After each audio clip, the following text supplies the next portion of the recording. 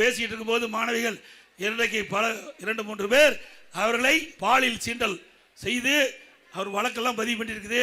நேற்று தினம் மிஞ்சூரில் ஒரு பெண்ணை, கல்லூரியில் படிக்கின்ற பெண்ணை அத்துமீறி வீட்டுக்குள்ளே பூந்து கஞ்சா போதை ஆசாமிகள் அந்த பெண்ணை பாலியல் வன்கொடுமை செஞ்சு வெட்டி ஆஸ்பத்திரியில் இருக்குது. இப்படிப்பட்ட ஆட்சி தேவையா? இன்றைக்கு தமிழகத்தில் கஞ்சா போதைப் பொருள் விற்பனை அதிகமாக இருக்குதா இல்லையா? இன்றைக்கு நகரத்திலிருந்து கிராமம் வரை எல்லாம் கிடைக்குது. இதனால சிறுமிகள் பாதிக்கப்படுறாங்க. இந்த கஞ்சா போதை ஆசாமியால் சிறுமிகள் பாதிக்கிறாங்க, பெண்கள் பாதிக்கிறாங்க, பாட்டியம்மா கூட பாதிக்குது. இனிமேல் பாட்டியம்மா கூட தனியாக வீட்டில் விட்டுட்டு போக முடியாது. அப்படிப்பட்ட மோசமான ஆட்சி. அந்த ஆட்சி தேவையா? ஆக சிந்திங்கள். ஆக இன்றைக்கு தமிழகத்திலே போதைப் பொருள் நிறைந்த மாநிலமாக மாறிவிட்டது. இதனால் இளைஞர்கள், மாணவர்கள் சீரழியக்கூடிய நிலை தமிழகத்திலே இருக்கிறது.